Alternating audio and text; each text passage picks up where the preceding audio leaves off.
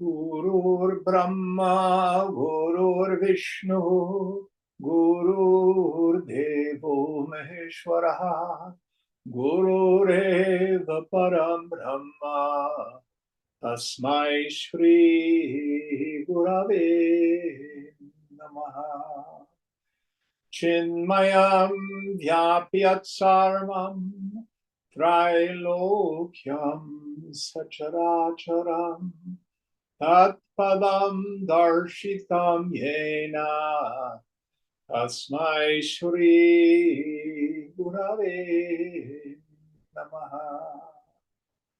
Tvameva Mata Cha Pita Tvameva Tvameva Bandhuscha Sakha Tvameva Tvameva Vedyadravitam Tvameva Tvameva Sarvam Mama Deva Deva Tvameva Sarvam Mama Deva Deva.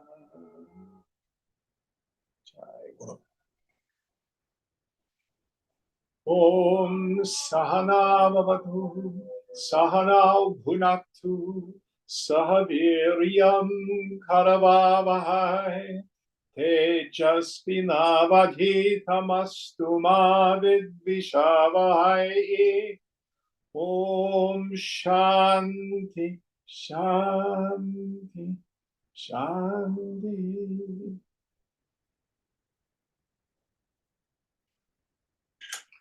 So we are still in our 6th chapter. What verse are we on? We're starting 212 today. 212. Will you help us out, please, Ganesh?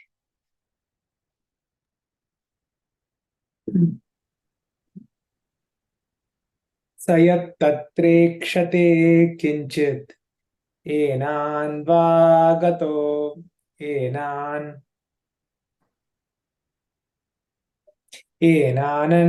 vagato bhavet drishtvaiva punyam papam chet evam shrutishu dindimaha.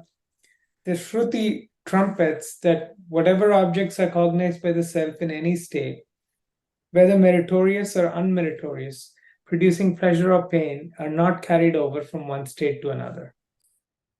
Say again. I'm It's not ac- sure I it, understood. I'm not sure that's the right. It's verse 212. Is that what you're doing?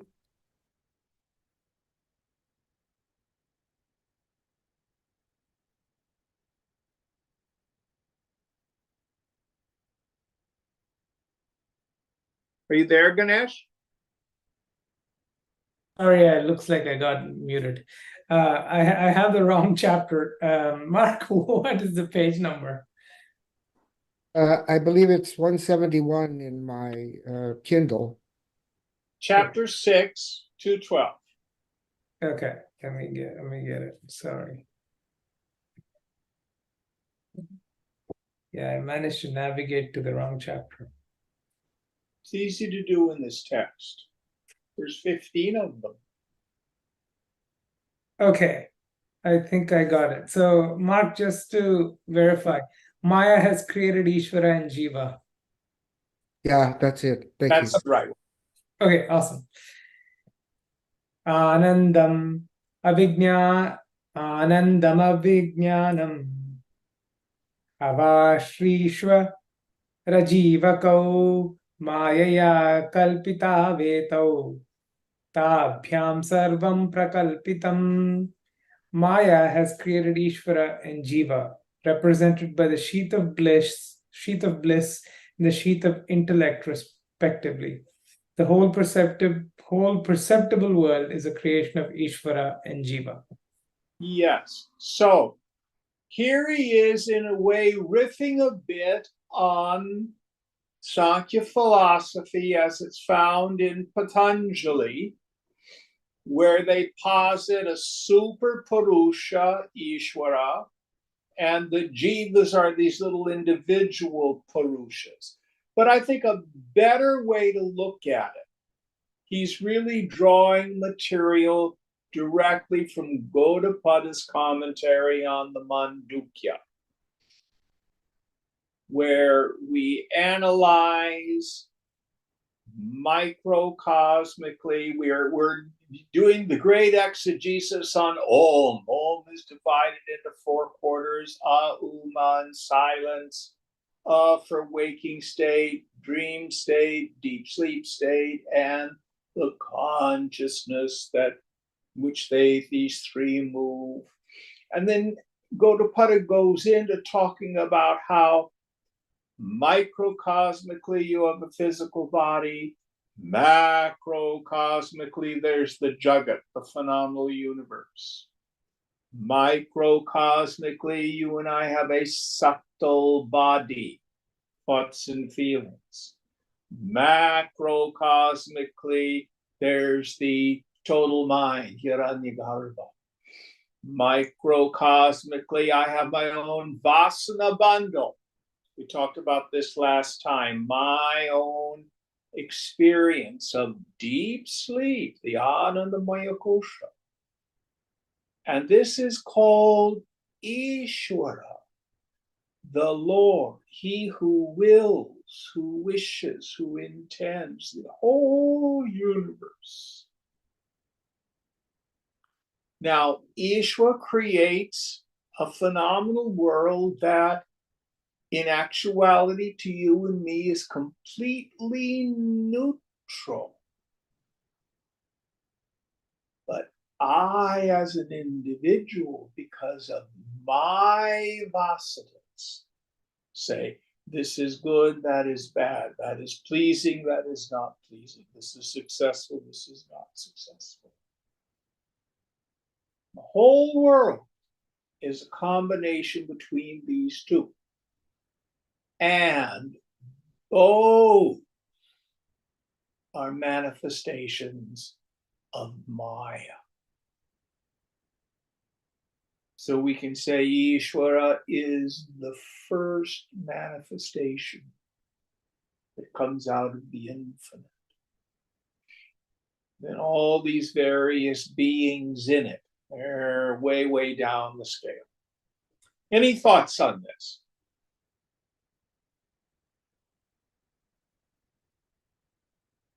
And for the individual, who is the knower of the body, mind, intellect, egoism, and even the bliss sheath, aham, I. And what is the ground of being of the whole universe? Brahman. I am Atma, Brahma. This self is Brahman. They are the same. Next verse.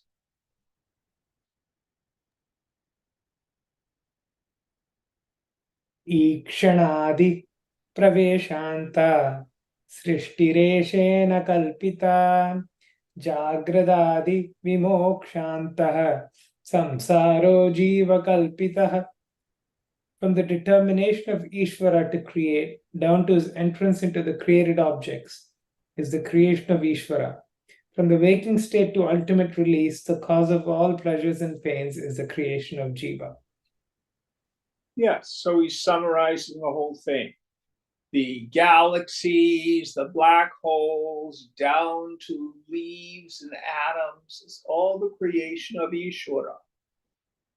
But my interpretation of it, good and bad, right and wrong, just or unjust, those are the creations of my mind. So another person may have a totally different opinion. That's all it is. So what's the point of this?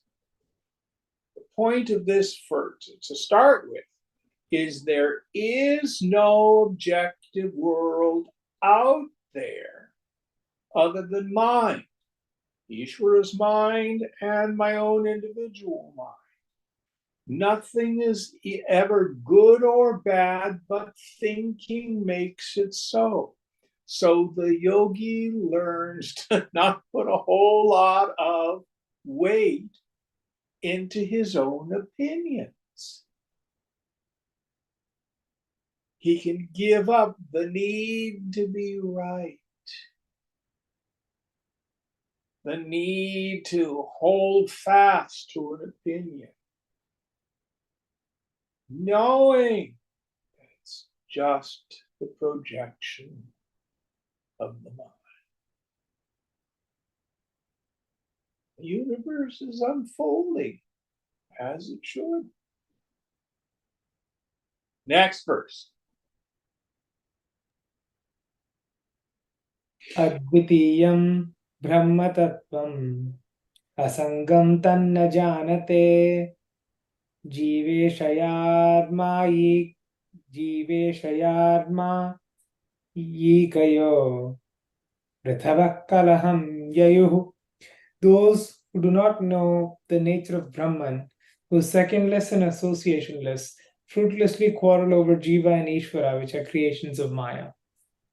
Yes. So those who are not knowers of Brahman, who think that the truth is the philosophy itself,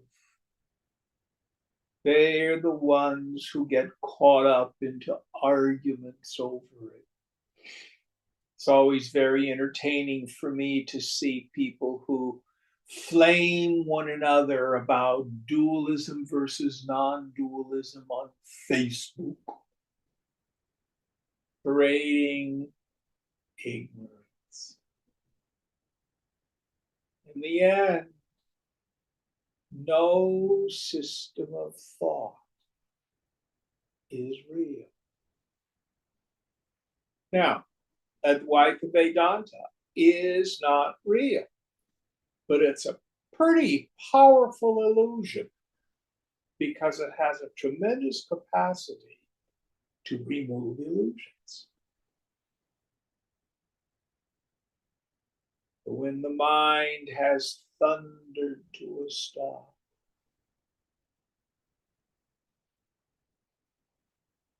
where is the Vedanta? Gone.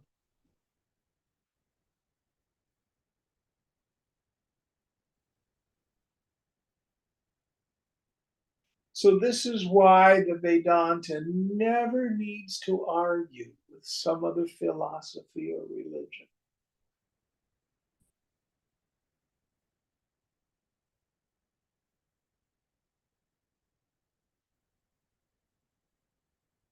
I'm a Jew, I'm a Muslim, I'm a Hindu, I'm a Buddhist, I'm a dualist, I'm a non-dualist, I'm a Christian.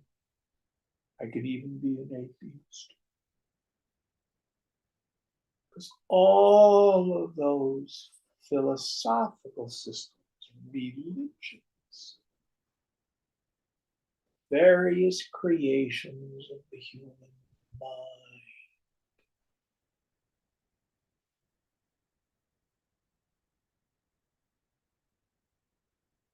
Next verse. ज्ञात्वा सदा तत्त्वनिष्ठान् अनुमोदामहे वयम् अनुशोचाम एवान्य अन्नभ्रान्तैर्विवदामहे. We always approve those who appear to us to be devoted to truth and pity others, but do not quarrel with those who are deluded. Yes. So we acknowledge those who are knowers of Brahman. One person of knowledge can recognize another. But we don't quarrel with people with other philosophical systems. We meet them where they are.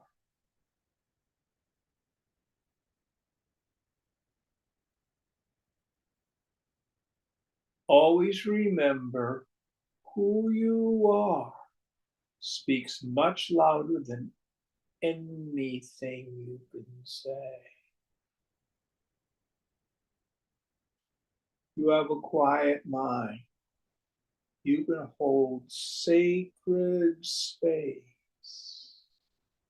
because of your own absorption in the self.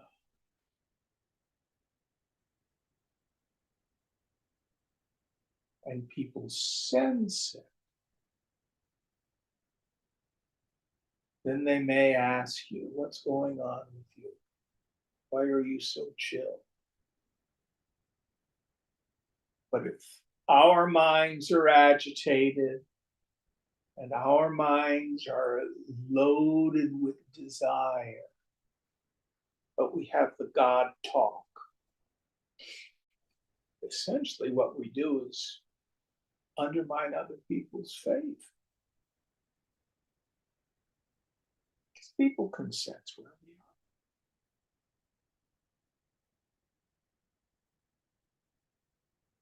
Here's an interesting truth. The guru does not put out a shingle and start advertising enlightenment classes. It is the students who create the guru.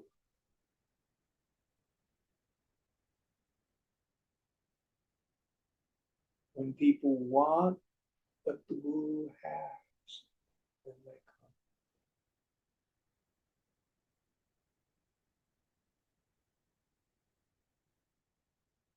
The greatest gift you can give another person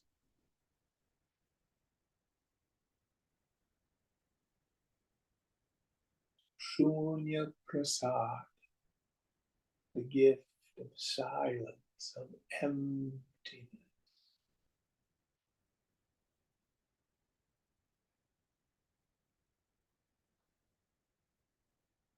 Next verse. ऋणार्चकादियोगान्ता ईश्वरे भ्रान्तिनाक्षितः लोकायतादिसाङ्ख्यान्ता जावे vibhrantimashritaah. From the worshippers of objects like grass to the followers of yoga, all have wrong ideas about Ishvara. From the materialist Charvakas to the followers of Sankhya, all have confused ideas about Jiva. So, this word is talking about the philosophical systems that were evident in his particular historical period, but many of the same ideas are around today. They're all rooted in the unexamined belief that the individuality is who I am and is real. We have the New Agey folk who think, oh, it's all about manifesting. Or it may be all about doing family of origin work. I got to deal with trauma. That's what's going to save me. Others people will say, oh, it's all about somatic work. Go get Rolfed. Or you might go through traditional Freudian analysis, past life regression. Go to the astrologer. All of them are rooted in the understanding that the individuality is a real entity.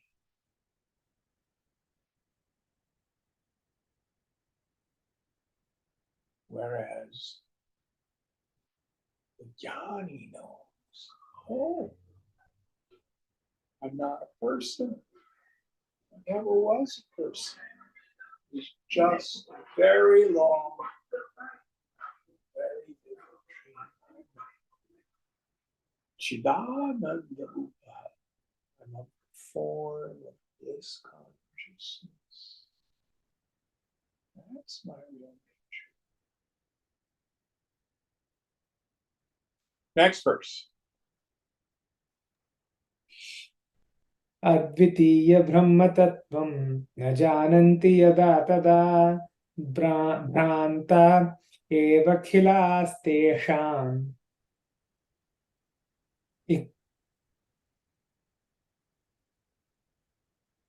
भ्रान्ता एवखिलास्तेषाङ्क मुक्तिः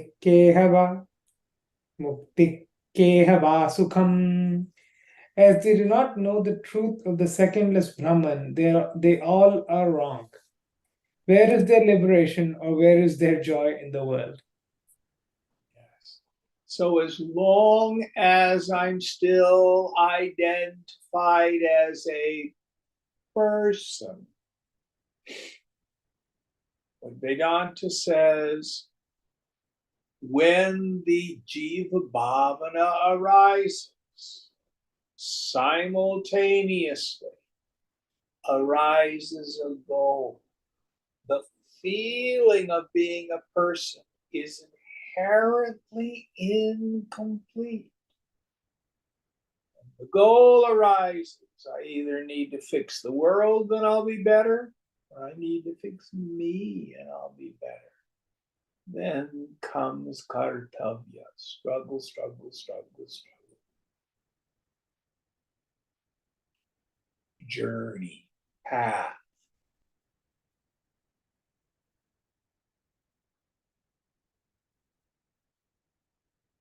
The knowers of Brahman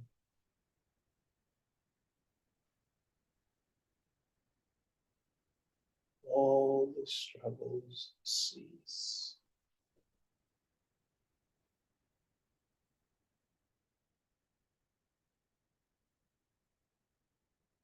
Struggle is blown out.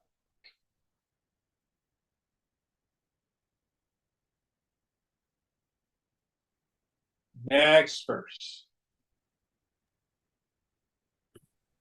उत्तमाधमं भावश्च एतेषां स्याद् अस्तु तेन किम् स्वप्नस्थ राज्यभिक्षाभ्यां न बुद्धः स्पृश्यते खलु. Some may say that these people represent grades of enjoyment from the lowest to the highest. But of what use is it? A man, when awake, derives no good from the dreams in which he may have played the part of a king or a beggar. Yes. So all the gains and losses in this world are like the gains and losses in the dream state. They're ephemeral.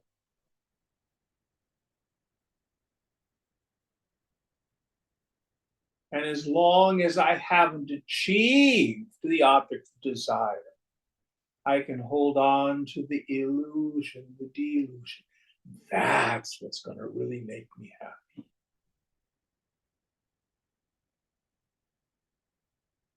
But a yogi has seen enough of life to know that it's just different, not any better.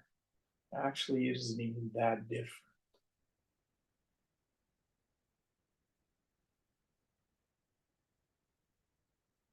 The world is not good. The world is not bad. It's sacred. It's all Brahman. But it's all shunyata. It's all enmity. There's the story in Yoga Vasishta about the fellow who's digging in his field and he finds the Chintamani, the great wish-fulfilling gem, but then ignores it and instead digs up worthless pieces of colored glass. So also, the pearl of great price, the wish-fulfilling gem, it's myself, the self. But alas, because of ignorance, I disregard it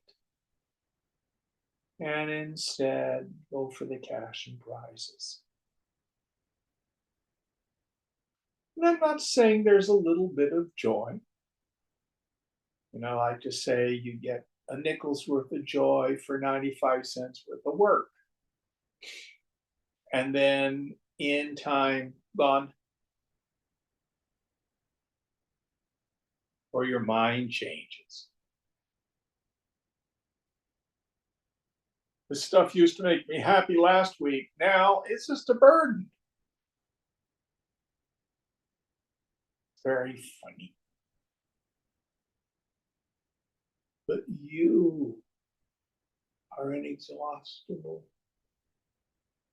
There's no end to how deep the mind can revel in the self.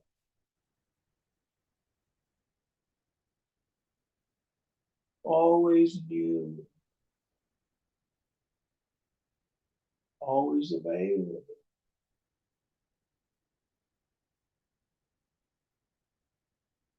Next verse.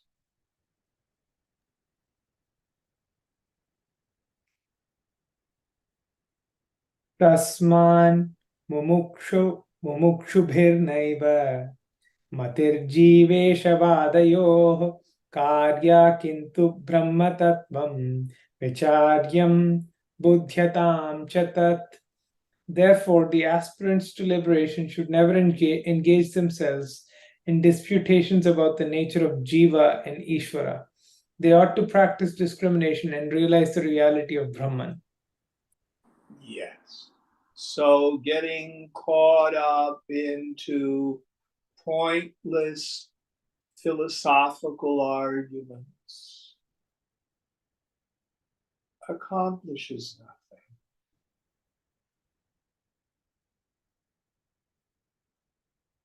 It's not about the acquisition of data. It's not about belief in a particular position. What must we do? Neti, neti. I am not the body, I am not the mind, I am not the intellect, I'm not the ego sense, I'm not even deep sleep. I'm the witness. What is this world? God is not just the phenomenon. We are not pantheists, we're panentheists. God pervades this world. God is beyond. We're not psychics. It's not about tuning in to the total mind. It's not about higher beings, angels, etc. It's not a form of God.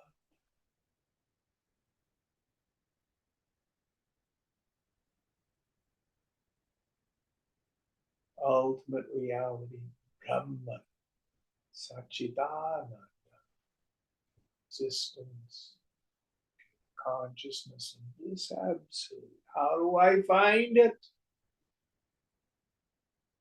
I am Atma, Brahma, Tatvamasi.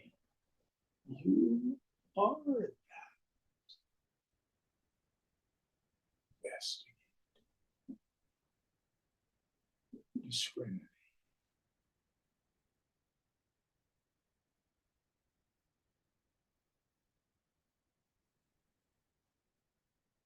Next verse. पूर्वपक्षतया तौ चेत् तत्त्वनिश्चयहेतुतां प्राप्नुतोस्तु विमञ्जस्व तयोर्नैतावतावशः. Such disputation is a means to the understanding of Brahman. Reply, it may be so, but be careful to avoid being drowned helplessly in the sea of confusion. So there is a tradition within Hinduism of tarka, of argument, of disputation. Shankara certainly did it.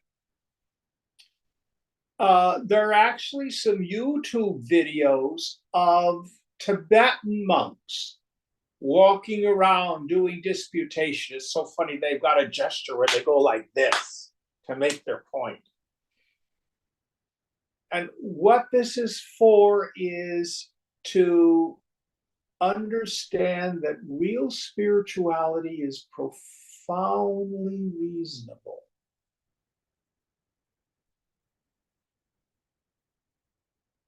But what Vidyaranya is saying is being able to argue like a lawyer in the end is not it. Where does it fit, though, into our practice? First, there's Shravana. We hear the truth from the teacher. We hear the truth in the scriptures. Then comes Mananam. We think about it. Now, in the early days, Swamiji advised us all to join study groups where people would sit around and they would discuss their understanding of the literature. And it was an argument from the standpoint of trying to dominate another person, like in a lawyerly kind of thing. It's not like winning in court. But the discussion would be to see if we can clear up our erroneous understanding. Because we need to become convinced of the truth. This then inspires Nididhyasana, long and continuous meditation.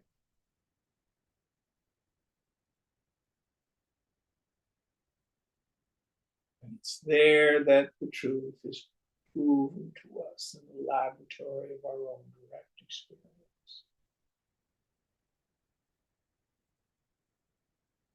The scriptures will use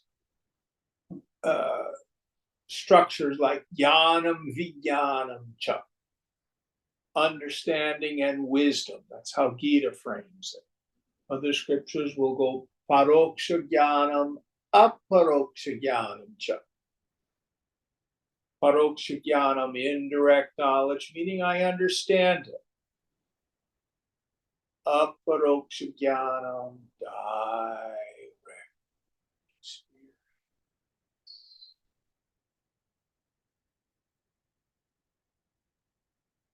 So in Vedanta, our understanding and our experience come together, hopefully at the same time. For a student with a subtle, sattvic mind, their direct experience comes together in the very hearing of the scripture. For the rest of us, we've got to do some rest. Any thoughts on this? Next verse.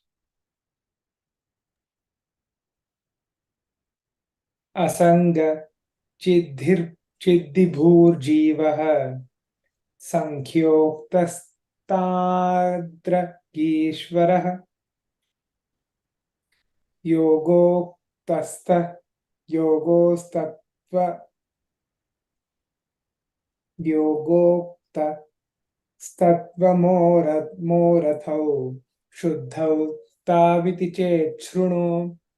Doubt, all right, but the Vedantins must accept the Sankhya doctrine that Jiva and Ishvara are associationless, pure consciousness and eternal, and the Yoga doctrine that Jiva and Ishvara are referred to as thou and that respectively in the dictum that thou art, or of a pure nature.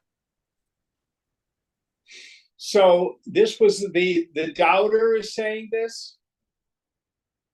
Yeah, he's basically. So basically he's saying, okay, this may be true, but these scriptures specifically here making reference to Sankhya philosophy, making reference to Yoga Sutra, they posit there's a distinction between Ishvara, the creator God, and the individual as if they're real manifestations. Let's see what the Guru answers.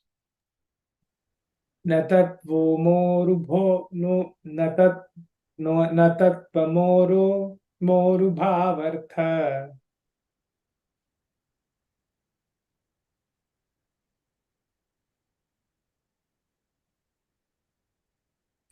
Natat pamoru bhavartha.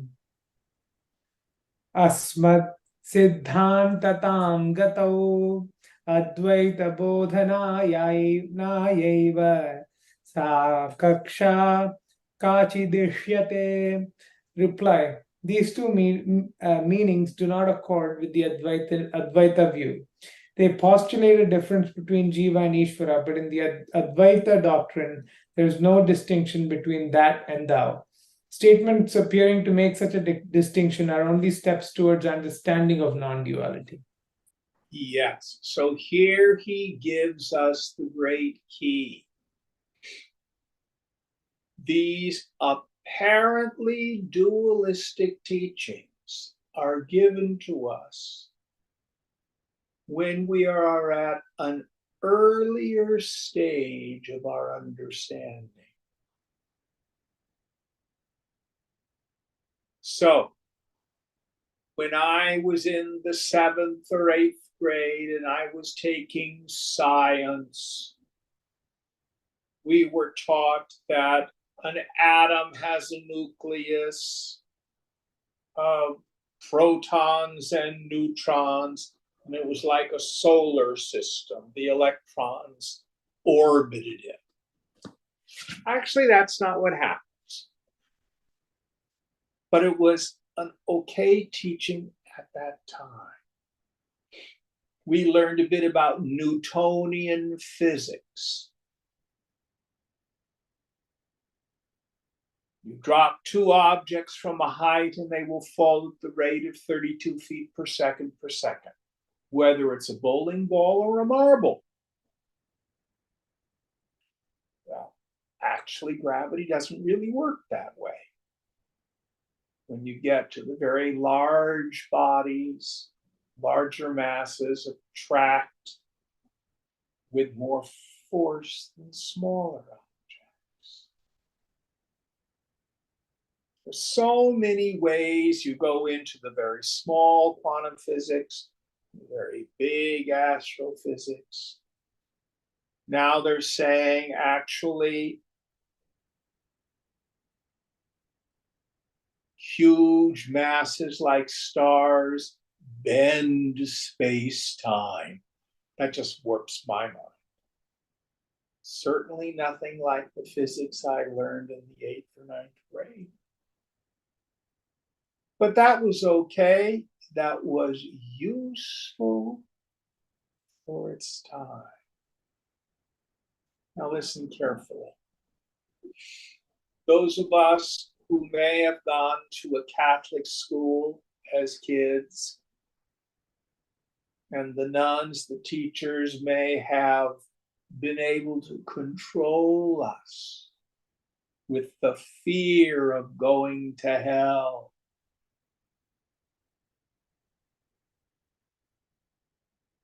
Then we began to believe in a God punishing, judgmental, and capricious. I think that had a lot more to do with the teacher's needs to control kids than real, deep, mystic understanding of the nature of God.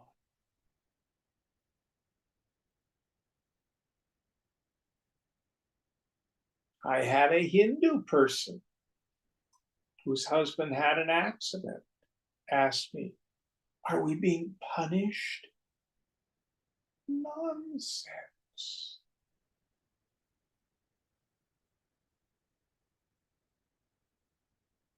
So we can acquire all sorts of weird ideas about the infinite. The point is, great mystics, in the depth of their own deep meditation, through time and all over the world, thunder the same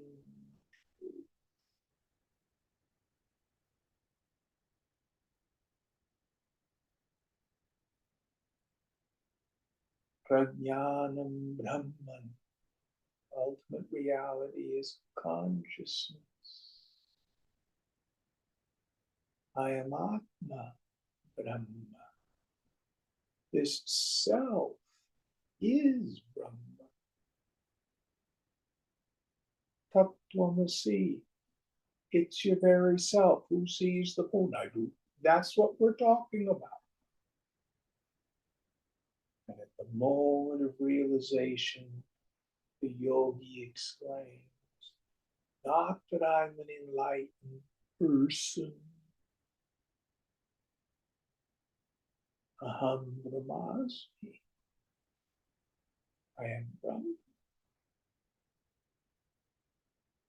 There is no real entity called the jiva, any more than we can say there's a real entity called the person in the dream.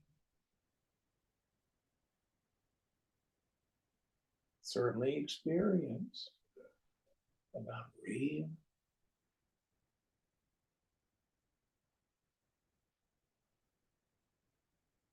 Person in the dream doesn't go through a magic door to become merged with the waker.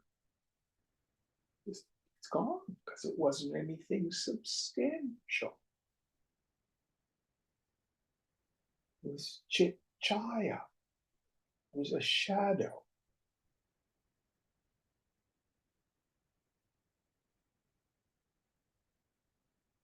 Don't believe me? Go there. Next verse. Anadimaya bhranta jiveshau suvilakshणौ manyante tadvadyudasaya kevalam shodhanam tayoh. Influenced by the beginningless Maya, people think that Jiva and Ishvara are totally different from each other. In order to eliminate this erroneous belief, the Vedantin inquires into the meaning of that in Tao. Yes. So people can come to this work with great devotion to a practice where the individuality and a God out there are very real to them.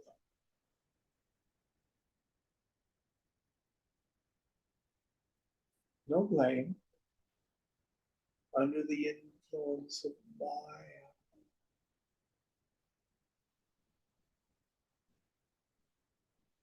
In one of my favorite texts, which many of you have studied with me, Tripura Rahasyam,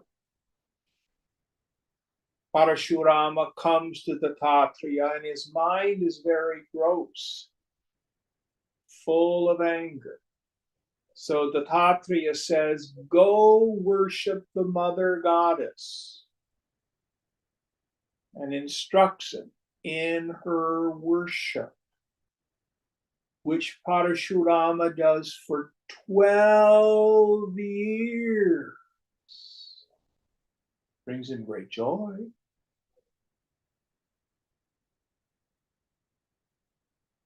But only after then is his mind subtle enough.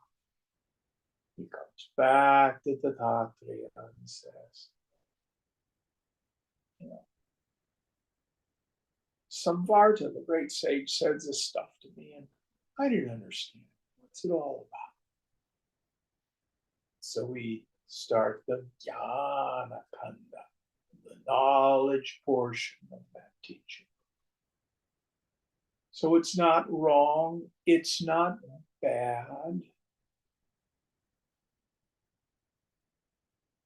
It's a preparatory stage. Any thoughts on this? This is why if someone says, oh, Jim, I'm just being led to do all this ritual, this goddess worship, my response, knock yourself out. If this is what you're intuitively led to do. Or another student was saying, oh, I've been going to church. My partner and I are going to the local Episcopal church. We're getting into that. Knock yourself out. Don't let philosophical inconsistency be a barrier. Your intuition, the guru within you, will let you know what you need to do.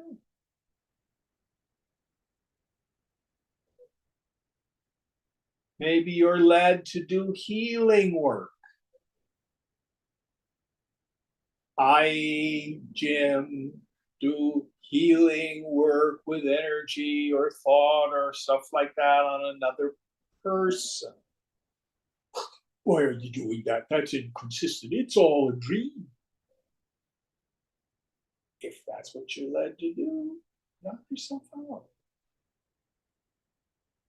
But understand that that's at best a partial reality.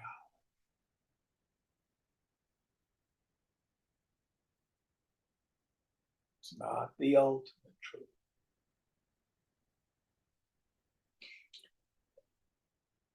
Caveat is don't get stuck there.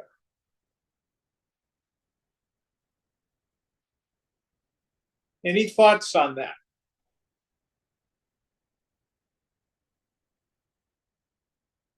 Next verse. अत एवात्र दृष्टान्तो योग्यः प्राक् सम्यगीरितः घटाकाश महाकाश जलाकाश भ्रसात्मकः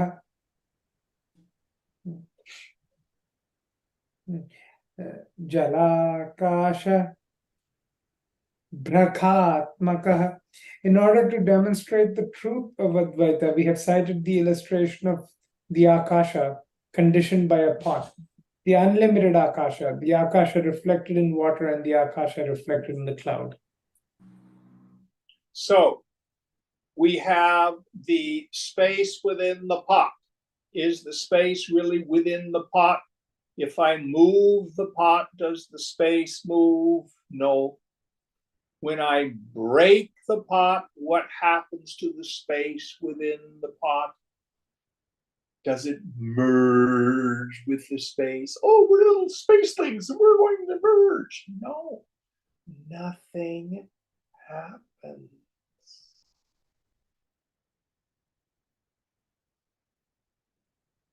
The space in the water in the jar versus the space in the droplet in the cloud reflected there makes it seem like space is limited. Oh, I looked into the jar and there's sky in there. The sky is very small. That's Akasha Chaya. It's Pratibimba, it's a reflection. So also consciousness caught in the web of thought, this reflection of consciousness makes it seem like I am an individual. I see this, Ganesh sees that, David sees something else. We must be individual seers, knowers. No.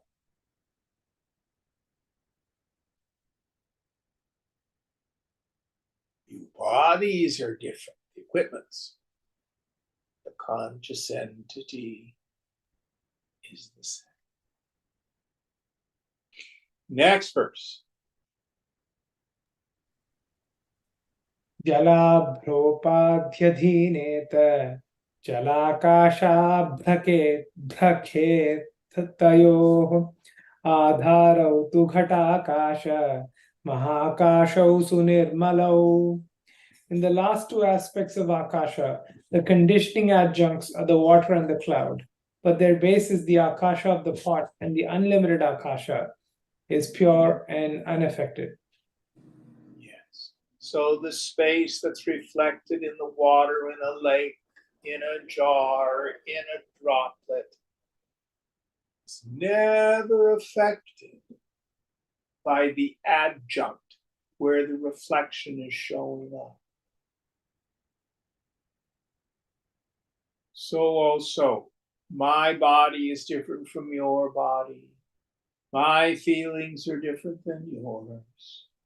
My thoughts are different than your thoughts.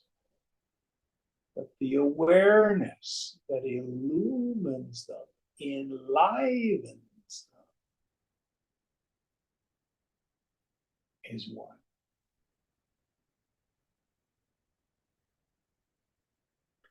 The best example I've come up with, it's not one that the Yaranya uses. If I had a piece of butcher paper and it's dark, and the butcher paper has 6 pinholes in it, and from where you were sitting, you see 6 lights. So the question is there an individual pen light behind each one of these holes?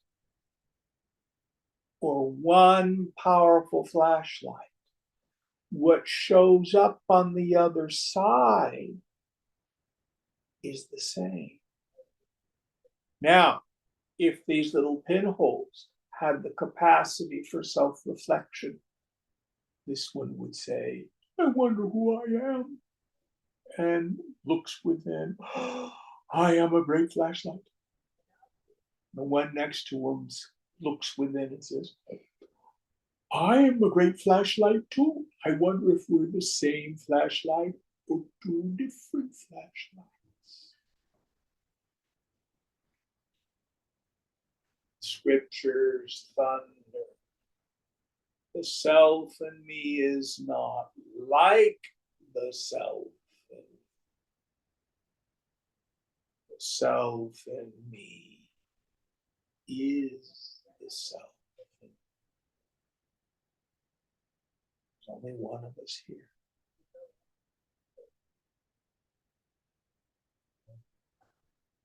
Next verse. एवमानन्दविज्ञानमयो मायाधियोर्वशौ तदधिष्ठानकूटस्थ ब्रह्मणि tu sunirmale. The sheath of bliss and the sheath of intellect have as their conditioning adjuncts Maya and the modification of Maya, called Buddhi respectively. But the basis of both is the one pure Atman, which is immutable. Yes. So the bliss sheath, the Anandamaya kosha, Ishvara, my own individual collection of vasanas, and the intellect are all just adjuncts. But the substratum of both is consciousness.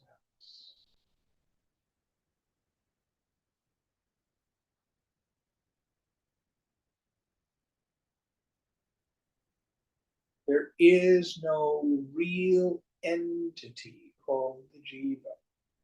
It's not a term I like to use. I will use the expression jiva bhavana, the attitude or feeling that I'm an individual. That's certainly a real experience, but it's not a real fact. Just like last night when I had a dream driving up and down these alleys trying to find this particular house. The alleys keep shifting every time I turn a corner. It's very bizarre. But the Jim in the dream who's driving the car is not a real entity.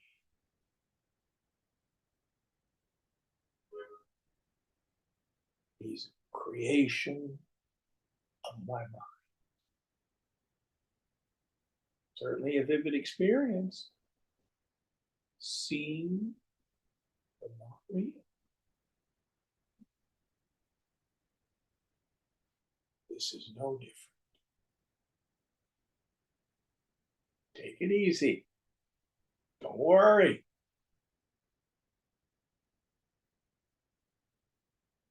What's real, you, is never touched. And what's real, what appears as other people, is also never touched. They may not have that belief, but it doesn't matter. It still doesn't affect them. Nobody really dies.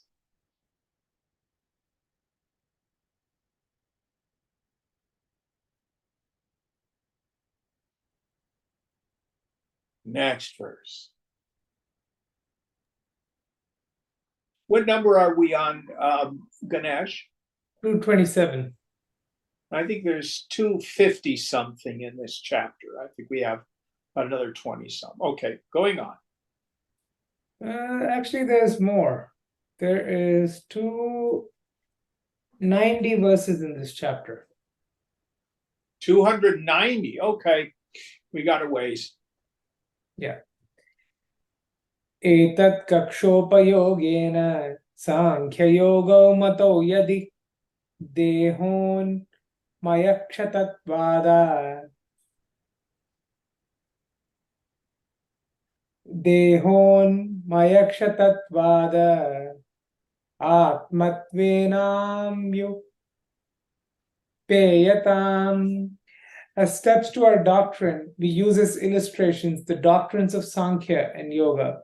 Similarly, we accept and make use of the doctrine of the sheath of food, though we do not mean that the food sheath is really to be identified with the Atman.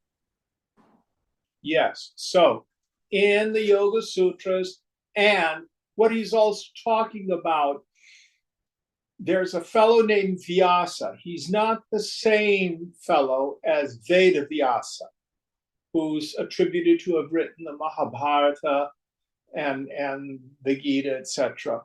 This is a much later figure who had a similar name, who did a very famous commentary on the Yoga Sutra, but it's based in Sankhya philosophy.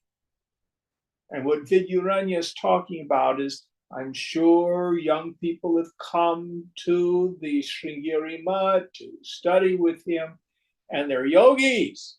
They're very sincere about this, and they've studied that commentary, which says the jivas, the little individual purushas, are real, they're created. And there is a super purusha called Ishvara, and they're different.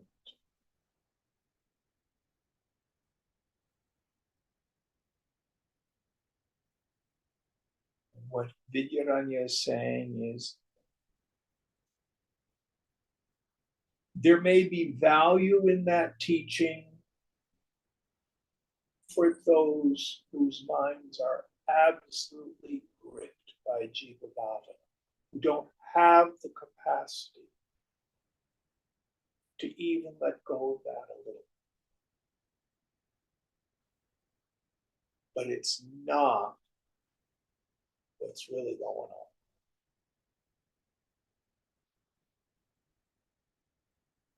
So Swamiji was once asked, what's the difference between Dvaita, Visishta Dvaita, and Advaita philosophy? Why do we have these three?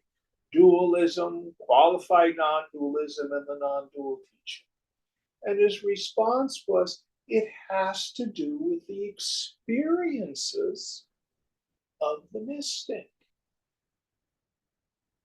If you go into deep meditation and you have a vision of the Virgin Mary or a vision of Lord Shiva or a vision of the Mother Goddess and you are ravaged with ecstasy and your heart is open and you're feeling this incredible sense of love, that's very real to you.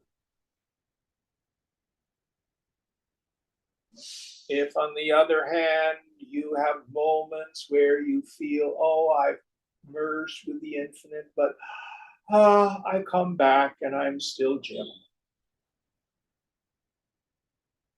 Then there are those who have a thunderous nirvikalpa samadhi. The personal sense of self is gone. It does not return.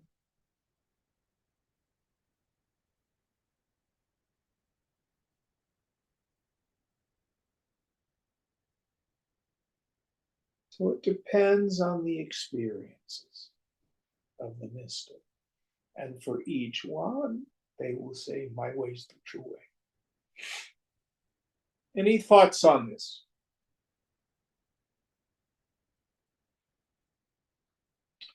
And you can be a deep devotee and a dualist, and then later on it falls away. Happens to many. But what Vidyaranya is saying is anything knowable, anything teachable, any construct of the universe that does not deliver this experience that the self in me is the self in all, and it is what Brahman is a partial vision.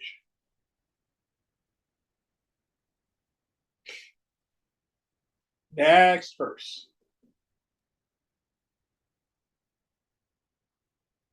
Atmabhedo jagat satyam ishonya iti chetrayam tyajyate taistada sankhya yoga vedanta sammatihi. The Vedantins will accept the doctrines of the followers of Sankhya and Yoga, provided they give up the doctrine of the existence of distinction in Atman, the doctrine of the reality of the world, and the doctrine of Ishvara being a separate and special Purusha. Yes. So, is there value in the Eightfold Path of Patanjali? Is there value in the use of the Sankhya terminology? God knows. Lord Krishna uses it in Gita. He borrows those words right completely. You can look at the Yoga Sutras of Patanjali from a non-dual viewpoint. They're not inconsistent. And the practices are efficacious.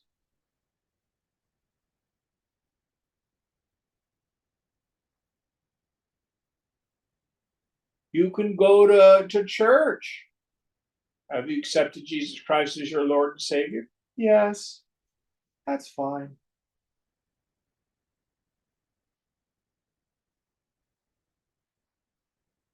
But deep inside, you know, I and the Father are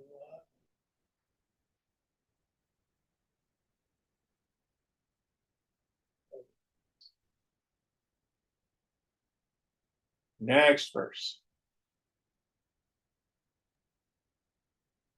जीवो सङ्गत्वमात्रेण कृतार्थ इति चेत् तदा स्रक्चन्दनादिनित्यत्वम् अत्रेणापि कृतार्थता. The Sankhyas hold that for the jiva to achieve his object and be liberated, a knowledge of the eternal associationless of Atman is enough. We reply that in their view, he might just as well think that the pleasures which he obtains from flowers, sandalwood, and so forth are also eternal. Yes. So, if in Sankhya philosophy, the idea is the individual Purusha is entangled with Prakriti. But all he has to do is give up his entanglement. And then the individuality will be happy and blissful and okay.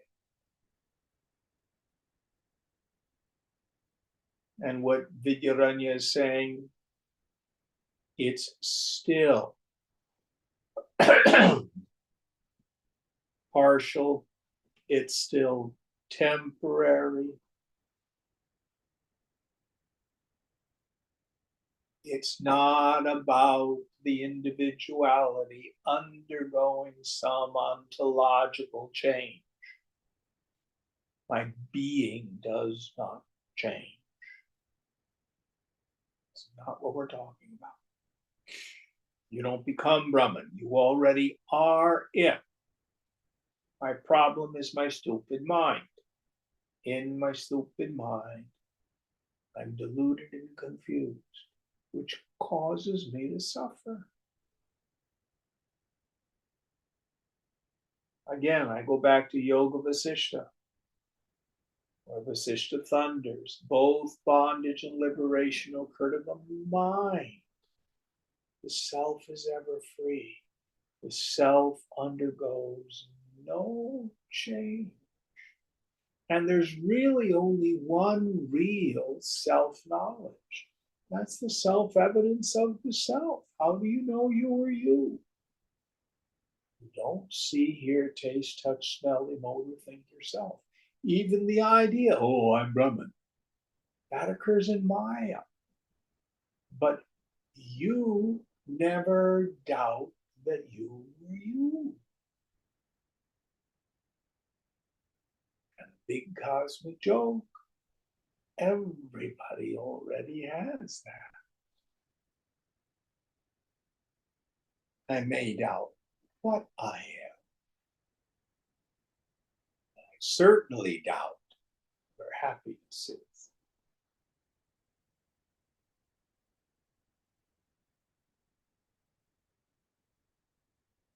Nobody comes to the teacher and says, oh, Jim, I had this terrible experience between 2 and 3 yesterday afternoon. I ceased to exist. No, nobody has that experience.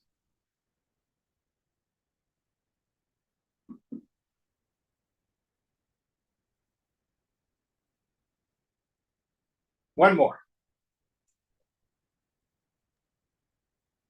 यथा सृगादिनित्यत्वं दुःसम्पाद्यं तथात्मनः असङ्गत्वं न सम्भाव्यं जीवतो जगदीशयोः.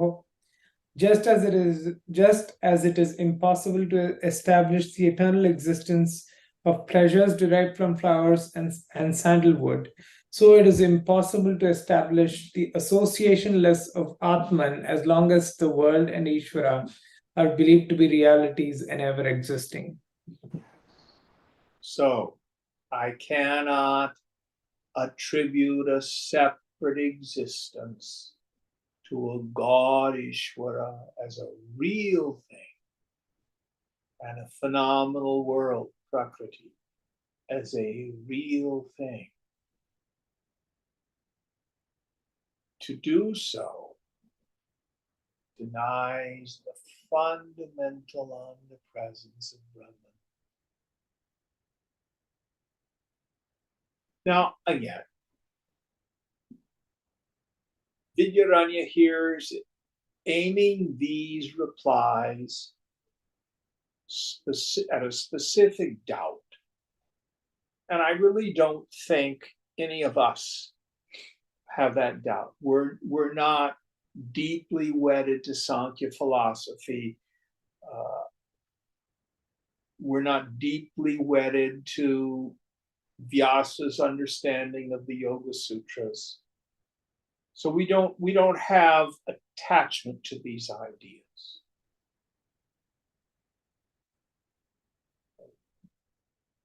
Don't get too hung up on it. It's not a really important thing here in the 21st century for largely Westerners. Okay, we will end here tonight. Om Purnamada Purnamidam Purnat Purnamudachyate Purnasya Purnamadhaya Purnameva Vashishyate. Om Shanti Shanti Shanti. Hari Om Sri Guru Pyo Namaha. Hari Om.